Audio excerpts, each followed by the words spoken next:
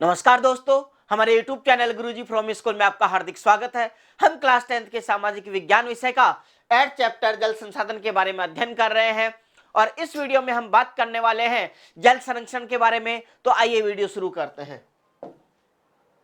जल संरक्षण का यदि मतलब हम समझें तो इसका मतलब यह होता है कि जो हमारे पास जल के जो स्रोत हैं उनको आवश्यकता अनुसार प्रयोग करना या उपयोग में लेना और भविष्य के लिए भी उसको बचाकर रखना और जल का न्यायोचित उपयोग को सुनिश्चित करना और प्राप्त जल जो संसाधन है उसका समुचित प्रबंधन करना, यही हमारे जल संरक्षण के प्रमुख लक्ष्य होते हैं। यदि हम भारत की बात करें तो प्राचीन समय से ही भारत में जल संरक्षण के प्रति संवेदनशील रहा है। भारत के जो लोग हैं वो इसके प्रति क्या रहे हैं, संवेदनशील रहे हैं। लेकिन कैसे, हमें कैसे पता चला कि प्राचीन समय से ही रहे हैं? यदि हम बात करें कि जैसे सिंधु घाटी सभ्यता को हम देखें तो वहां पे हमें कुंड मिलते हैं, कूप मिलते हैं, नहरें मिलती हैं। इन साक्ष्यों से हमें पता चलता है कि प्राचीन समय के जो लोग हैं, मतलब सिंधु घाटी सभ्यता के समय के जो लोग हैं, वह भी जल संरक्षण के प्रति क्या थे, संवेदनशील थे। इसके अलावा हम बात करें चंद्रगुप्त मौर्य की। चंद्रगुप्त मौर्य ने सुदर्शन झील का निर्माण करवाया। कहां से पता चला? कौटिल्य के अर्थशास्त्र से। तो इसका मतलब इस समय भी लोग क्या थे, जल संरक्षण के प्रति क्या थे, संवेदनशील थे। दक्षिण भारत के यदि चालुक्य शासकों का हम इतिहास पढ़ते हैं तो चालुक्य शासकों ने विभिन्न एनीकटों और बांधों का निर्माण करवाया। सेठ साहूकारों तथा आम नागरिकों ने कुएं, बावड़ी, तालाब और झीलों का निर्माण करवाया। इस तरीके से हम कह सकते हैं कि भारत के जो लोग हैं वो प्राचीन समय से ही जल संरक्षण के प्रति क्या रहे हैं, संवेदनशील रहे हैं।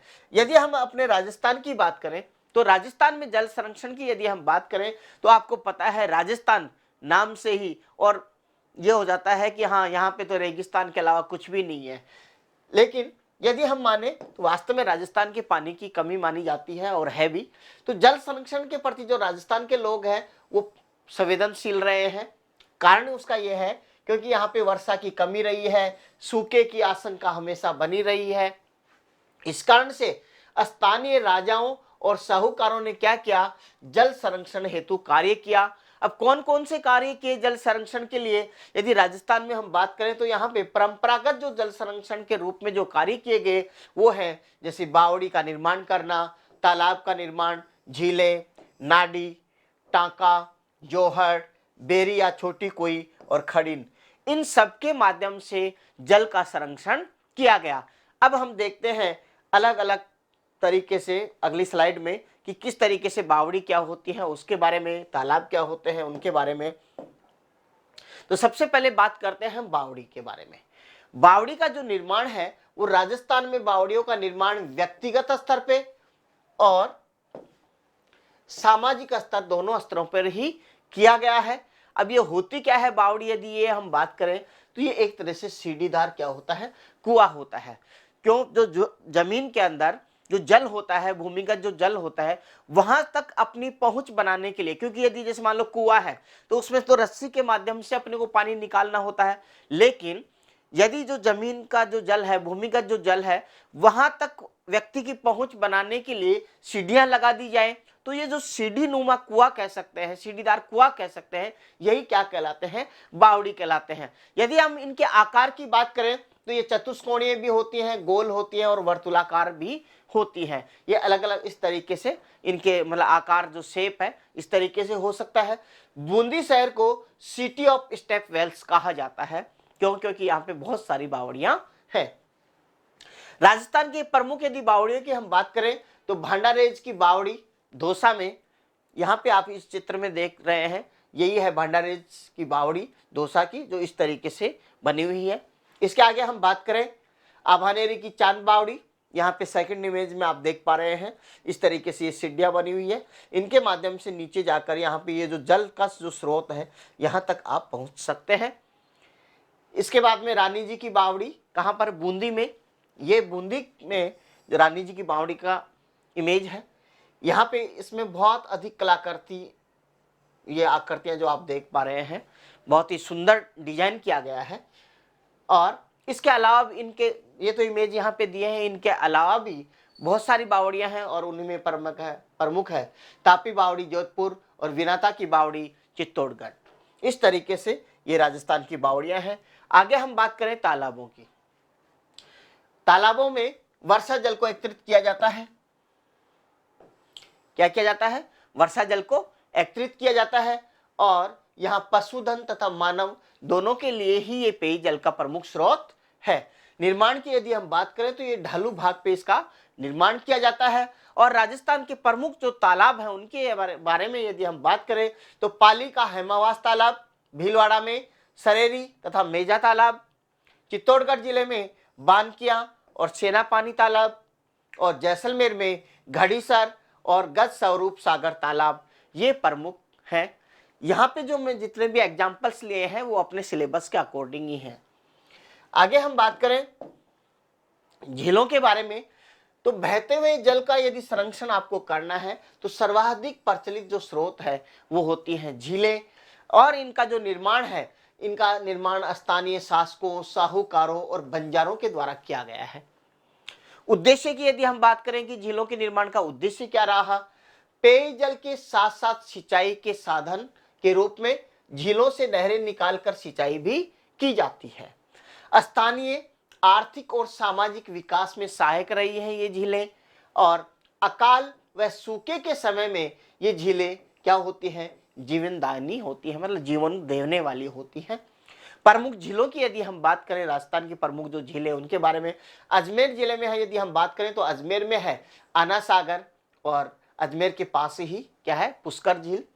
उदयपुर की बात करें तो वहां पे पिछोला झील, फतेह सागर। चूरू की बात करें तो तालछापर, जालोर में बांकली बांध, टोंक में टोरडी सागर, पाली में सरदार समंद और बूंदी में नवलखा झील और राजसमंद में राजसमंद झील। इसी राजसमंद झील के किनारे पर नौ चौकी पाल बनी हुई है जहां पर मेवाड़ के शासकों का इतिहास भी लिखा हुआ है, तो इसलिए इसको नौ चौकी पाल झील के नाम से भी जाना जाता है। लेकिन आप याद रखें कि राजसमंद में राजसमंद झील है। इसके आगे यदि हम बात करें नाडी। अब नाडी क्या होती है? ये तालाब का ही एक छोटा रूप होता है। क्या होता है? तालाब का ही छोटा रूप होता है। तालाब थोड़ा बड़ा होता है, नाडी जो होती है ये उसी का छोटा रूप है। पश्चिमी राजस्थान में अधिकांशतः ये पाई जाती है। रेतीले मैदानी भागों के निचले क्षेत्रों में वर्षा जल को एकत्रित किया जाता है। सामान्यतः ये 4 से 5 मीटर गहरी होती है, मतलब बहुत अधिक गहरी नहीं होती। छोटा आकार और कम गहराई। वर्षा जल के साथ आने वाली मिट्टी के कारण वर्षा जल अल्प समय के लिए ही इसमें इकट्ठा होता है। जैसे तालाब में लंबे समय तक पानी इकट्ठा रहता है, इसमें कम समय के लिए रहता है। कारण क्या है? इसका आकार छोटा होता है। इसमें मिट्टी को प्रतिवर्ष निकाला जाता है।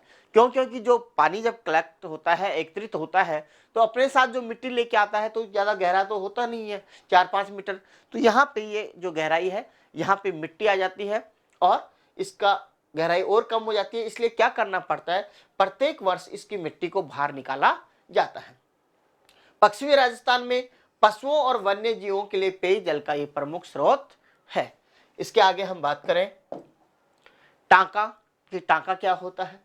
ये पश्चिमी राजस्थान में परंपरागत जल संग्रहण और जल संरक्षण का स्रोत है, जो कि प्रत्येक घर खेत में भूमि से 4-5 मीटर गहरा खड्डा खोदकर बनाया जाता है। जिस तरीके से यहाँ पे आप इमेज देख पा रहे हैं, मतलब जमीन में क्या किया जाता है? 4-5 मीटर गहरा खड्डा खोद लिया जाता है, कुएं की तरह ही। लेकिन कुएं में तो क्या अंदर पानी होता है, इसमें बारिश का पानी बाहर से अंदर एकत्रित किया जाता है। इसके ऊपरी भाग को पत्थरों अथवा स्थानीय उपलब्ध संसाधनों से ढक दिया जाता है। घरों की छत या आगोर से आने वाला जो वर्षा जल है उसको संग्रहण कर लिया जाता है। या तो घरों की जो छत है उसका पानी इसमें कलेक्ट कर लिया जाता है, या आगोर का मतलब इसके आसपास का जो क्षेत्र है उस पानी को इसमें कलेक्ट कर लिया जाता है। इसके आंतरिक भाग में राख और बजरी का लेप कर दिया जाता है, जो कि क्या करता है? जल रिसाव और तली के कटाव को रोकता है। राजस्थान में जल स्वावलंबन जो योजना है और अन्य योजनाओं में इन पार्कों का निर्माण किया जा रहा है। यहां पे लिखिए टांकों का निर्माण किया जा रहा है। इस तरीके से आप इमेज में देख पा रहे हैं। ये दो टांकों की इमेज है। यहाँ पर ये टांका बना हुआ है जिसमें बारिश का पानी जाके एकत्रित हो जाता है। यहाँ पर भी ये टांका है, लेकिन इसके आसपास का जो आगोर का जो क्षेत्र है इसको पक्का किया गया है ताकि जो भी वर्षा के साथ में पानी आता है वह सारा यहाँ पे बह के कहाँ चला जाता है, अंदर इसमें टांके में चला जाता है। इसके आगे हम बात करें जोहड़ के बारे में। यह शेखावाटी क्षेत्र और हरियाणा में वर्षा जल संग्रहण का साधन है। इसका रूप सामान्यतः टांके के समान ही है, परंतु इसका ऊपरी भाग टांके से बड़ा, गोलाकार और खुला होता है। टांके में तो क्या होता है, गहरा होता है, वो 4-5 मीटर तक गहरा होता है और साइज कम होता है। इसका साइज क्या होता है, बहुत बड़ा होता है। वह ऊपर से अपन उसको ढक के रखते हैं, ये जैसे ओपन ही होता है। ये थोड़ा सा अंतर है इनमें। और इसमें बहते हुए वर्षा जल को या इसके आगोर के माध्यम से इकट्ठा किया जाता है, जो क्या काम आता है। ये जोहड़ पशुओं तथा मानव के लिए पेयजल का उत्तम स्रोत है। यहाँ पे आप इमेज में देख पा रहे हैं, यहाँ पे ये गोलाकार रूप में जोहड़ बना हुआ है और यहाँ पर ये चौकोर रूप में एक जोहड़ बना हुआ है। आसपास का पानी आता है वर्षा जल और यहाँ पे एकत्रित हो जाता है। पशुओं के लिए और मानव के लिए पेयजल के ये स्रोत हैं। इसके आगे हम बात करें बेरी या छोटी कुई के बारे में और खड़ीन, इन दोनों के बारे में साथ ही अध्ययन करते हैं। इमेज उसके बाद देखते हैं।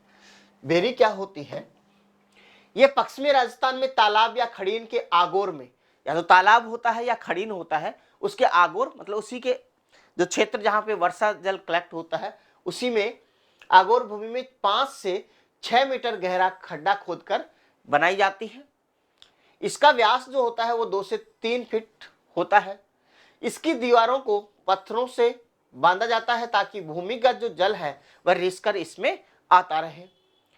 इसका उपयोग ग्रीष्म ऋतु में वर्षा जल के सूखने के बाद किया जाता है। जैसे ग्रीष्म ऋतु आई और वर्षा जल जो पास का क्षेत्र जो है वहां पे सूख जाता है, तो किसका उपयोग किया जाता है, इस बेरी या छोटी कुई का पेयजल के रूप में प्रयोग किया जाता है या उपयोग किया जाता है। स्थानीय भाषा में इसे क्या कहा जाता है, बेरी कहा जाता है। राजस्थान के बाड़मेर और जैसलमेर क्षेत्र में बेरियां प्रमुख रूप से पाई जाती हैं। खड़ीन की यदि हम बात करें तो ये जैसलमेर जिले में मध्यकाल में पालीवाल ब्राह्मणों द्वारा बनाई गई जल संरक्षण तथा जल प्रबंधन की एक ऐसी तकनीक है जो कृषि और पेय जल के लिए सर्वाधिक उपयुक्त मानी जाती है। इसमें पहाड़ी भागों में वर्षा काल में बहते हुए जो जल है उसको ढालू भागों पर कच्ची या पक्की मेड बनाकर या दीवार बनाकर रोका जाता है तथा इसके अतिरिक्त जल को इसके दीवार के एक भाग से निकाल दिया जाता है, जिससे इससे लगते हुए दूसरे खड़ीन भूमि को जल मिल सके। खड़ीन से भूमिगत जल में वृद्धि होती है, मिट्टी संरक्षण तथा मिट्टी में नमी बनी रहती है। इससे रबी और खरीफ की दोनों फसलें आसानी से पैदा होती हैं। इसके किनारों तथा आगोर पर बनी जो बेरियों से ग्रीष्म काल में पेयजल मिलता रहता है। यहाँ पे जो खड़ीन बनाई जाती है उसी के आगोर क्षेत्र में क्या बना दी जाती है, बेरी या छोटी कुई भी बना दी जाती है। तब ग्रीष्म काल जब आता है तो इनका उपयोग किया जा सके। राजस्थान में अकाल और सूखे की आशंका बनी रहती है। इस कारण से स्थानीय जनता व शासकों ने वर्षा जल के अधिकतम उपयोग की मानसिकता से विभिन्न तकनीकों को जन्म दिया।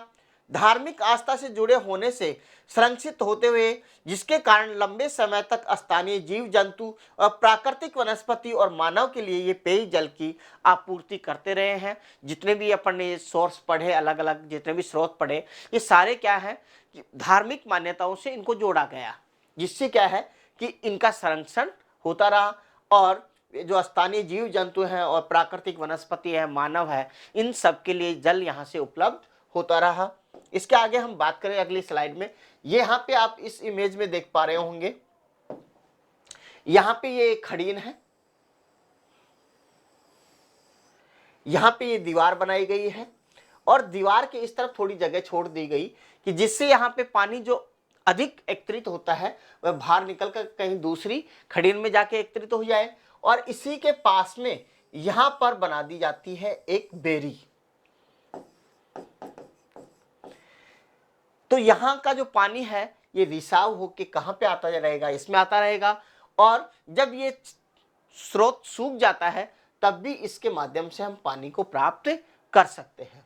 इसके आगे हम बात करें जल स्वावलंबन की, तो उपयुक्त जल प्रबंधन तथा संरक्षण की जो विधियां परंपरागत रूप से प्रत्येक गांव, ढाणी, कस्बे में अपनाई गई थी, परंतु वर्तमान में इन स्रोतों की उपयोगिता कम होने तथा संरक्षण के अभाव में ये जर्जर स्थिति में हो गई। अभी आपने जितने भी जैसे बेरी है, खड़ीन है, टाका है, तालाब है, इन सब के बारे में जो अध्ययन किया, जो क्या था, जल संरक्षण के जो स्रोत थे, वो क्या हुआ कि वर्तमान समय में इनकी अनदेखी की गई, जिससे क्या हुआ कि वो जर्जर स्थिति में चली गई। और इसके अलावा हम बात करें वर्तमान में गिरते भूमिगत जल स्तर, स्थानीय स्तर पर प्रचलित जो जल स्रोतों की है जो दुर्दशा हुई, बड़े बांधों की बढ़ती जो मिट्टी की गाद है उसके कारण, और वर्षा जल की कमी, और इसके साथ ही बढ़ती जनसंख्या से जल की जो जनसंख्या बढ़ी तो जल की भी मांग बढ़ी। इन सब के कारण क्या हुआ, डिमांड तो जल की बढ़ गई लेकिन पानी की जो मात्रा है वो कम होती गई, मतलब पेयजल जो है उसकी मात्रा। इसकी वजह से क्या हुआ, जल संकट की विकट परिस्थितियां अपने सामने उत्पन्न हो गई। जब विकट परिस्थितियां उत्पन्न हो गई तो इसी को ध्यान में रखते हुए भारत सरकार ने जल क्रांति अभियान तथा राजस्थान सरकार की यदि हम बात करें तो राजस्थान सरकार ने मुख्यमंत्री जल स्वावलंबन कार्यक्रम प्रारंभ किया, मतलब पेयजल की आपूर्ति के लिए। तो ये सब कार्यक्रम प्रारंभ किया। अब इन कार्यक्रमों से क्या किया गया, ये जो कार्यक्रम है इनका प्रमुख उद्देश्य जो है वो ये है कि स्थानीय स्तर पर जल का समुचित प्रबंधन करना। स्थानीय जो स्तर है वहीं पर इस जल का समुचित प्रबंधन किया जाए। कैसे, जैसे परंपरागत जो स्रोत है उनको स्थानीय स्तर पर पुनर्विकास करके इनका सिंचाई तथा अन्य कार्यों में उपयोग करना, ये इसका प्रमुख लक्ष्य है। आगे यदि हम बात करें या उद्देश्य है, राजस्थान का जो मुख्यमंत्री जल स्वावलंबन योजना प्रारंभ की गई, इसका जो लक्ष्य था वह भी यही है कि इस योजना में ग्रामीण स्तर पर जल ग्रहण क्षेत्र को प्राकृतिक संसाधन मानते हुए स्थानीय स्तर पर या तो राज्य सरकार या भामाशाहों के सहयोग से जल प्रबंधन कर आत्मनिर्भर करना। जो भी कोई ग्रामीण क्षेत्र है उनको राज्य सरकार की सहायता से, ये भामाशाहों की सहायता से, ये और स्थानीय जो लोग हैं उनकी सहायता से उनका पुनर्निर्माण करना, और वहां जल का प्रबंधन के बाद में वहां के लोगों को मतलब जल के रूप के लिए क्या करना, आत्मनिर्भर करना। कार्य इसमें योजना में क्या क्या किए गए, इस योजना में भूजल स्तर में वृद्धि और गुणवत्ता में सुधार कार्य किए गए। प्राचीन जो स्रोत है जैसे कुएं हैं, तालाब है, नाडी है, और जो लुप्त हो रहे जल संसाधन थे उनको पुनर्जीवित करना इस योजना में प्रमुख कार्य किए गए, जिसमें पंचायत स्तर पर जैसे नाडियों, तालाबों और कुओं की खुदाई, इनकी दीवारों की मरम्मत करना, ये कार्य इसमें किए गए। इन जल स्रोतों के जल प्राप्ति मार्ग में आने वाले अवरोधों को हटाना, जैसे कोई तालाब है उसमें पानी जहां से जितनी भी आगोर क्षेत्र से या जहां से भी आ रहा है उसमें बीच बीच में लोगों ने अपने अतिक्रमण के माध्यम से या एनीवन कोई भी कारण हो सकता है जिसकी वजह से पानी वहां तालाब तक नहीं पहुंचता है या इन स्रोतों तक नहीं पहुंचता, तो जो अवरोध है उनको दूर करना। गैर सरकारी संगठनों, धार्मिक ट्रस्टों और अप्रवासी भारतीयों और स्थानीय ग्रामीणों का इस कार्य में सहयोग लेना, यह भी इसका उद्देश्य था। अब ये जो मुख्यमंत्री जल स्वावलंबन जो योजना है इसमें और कौन कौन सी संरचनाओं का निर्माण किया गया, उसमें यदि हम बात करें तो डीप कंटिन्यूअस कंटूर ट्रेंच, ये क्या, आगे मैं इमेज में बता दूंगा ये क्या होते हैं। Staggered, farm pond, mini percolation tank, sunken gully pit, khadin, johad, tanka, श्रृंखलाबद्ध छोटे छोटे एनीकट और मिट्टी के चेक डैम और जल ग्रहण ढांचा, नाला स्त्रीकरण का कार्य, माइनर इरिगेशन टैंक की मरम्मत, नवीनीकरण, सुदृढ़ीकरण कार्य और जल स्रोतों को नालों से जोड़ना, चरागाह विकास करना, वृक्षारोपण का कार्य करना, कृत्रिम भूजल पुनर्भरण संरचनाओं का निर्माण करना, फसल और उद्यानिकी की उन्नत तकनीकों का बढ़ावा कर देना, ये जो सारे कार्य हैं ये इस मुख्यमंत्री जल स्वावलंबन जो योजना है उसके तहत किए गए। ग्रामीणों में इन जल स्रोतों के संरक्षण के प्रति जागरूकता के लिए और क्या किए गए, नुक्कड़ नाटक के आयोजित किए गए, मेले और रैलियों का भी आयोजन करना, इस योजना के में ये कार्य किए गए। अब इन संरचनाओं के बारे में यदि हम देखें तो यहाँ पे इमेज में आप देख पा रहे हैं, यहाँ पे जैसे ये 12 का एनीकट है तो इस तरीके से ये एनीकट का निर्माण कैसे किए गए हैं वो यहाँ पे आप इमेज में देख पा रहे होंगे। यहाँ पे ये पानी बह के ऐसे जाता था, लेकिन यहाँ पे एनीकट बनाकर इस पानी को यहाँ पे रोक दिया गया है। और यहाँ पे आप देख पा रहे होंगे यहाँ पे इस तरीके से संरचनाएं बनाई गई है और यहाँ पे इसमें कोटा में जैसे ये एनीकट बनाया गया है। ये जयपुर जिले के फागी में मिनी परकोलेशन टैंक यहाँ पे बनाया गया है जिसमें पानी का स्टोरेज किया गया है। ये उदयपुर जिले के मानपुर ग्राम पंचायत में लांबारेल जो क्षेत्र है वहाँ पे ये एनीकट बनाए गए हैं। इस तरीके की संरचनाएं करके जल का क्या किया गया है, वहाँ पे स्थानीय प्रबंधन किया गया है कि ताकि बह के ये दूर नहीं जा पाए, वहीं पे स्थानीय स्तर पे इसका उपयोग किया जा सके। ये है जैसे माइक्रो स्टोरेज टैंक है। यहाँ पे गोगुंदा पंचायत समिति के जो आड़ा मगरा क्षेत्र में गोमतेश्वर महादेव के पास निर्मित ग्रेवियन स्ट्रक्चर, इस तरीके से आपने ये सीडी नुमा देखा होगा, यहाँ पे बैक साइड में पानी स्टोरेज हो रहा है। इसके अलावा हम बात करें, ये जैसे शाहपुर का परकोलेशन टैंक बना हुआ है भरतपुर में। इसके अलावा खंडेला इलाके में जो हाथीदेह गांव है यहाँ पे भी ये परकोलेशन टैंक बना हुआ है जिसमें पानी स्टोरेज हुआ है। इसके अलावा सबसे प्रमुख यहाँ पे बात करें, सीकर जिले के जैसे खिरोड टीमन रोपपुरा जो है बावड़ी थी यहाँ पे, जो इसकी ये जर्जर स्थिति में थी, लेकिन इसका पुनर्निर्माण किया गया और उसके बाद जब वर्षा हुई तो इस तरीके से ये पानी में लबालब हो गई पानी से। तो इस तरीके से ये जो इमेज है ये सिर्फ आपको समझाने के लिए है कि कौन कौन सी संरचनाएं इस योजना के तहत बनाई गई हैं और जिससे जल का प्रबंधन किया गया है। यदि ये वीडियो आपको अच्छा लगता है तो लाइक एंड शेयर करें, हमारे चैनल को सब्सक्राइब करें। Thank you for watching.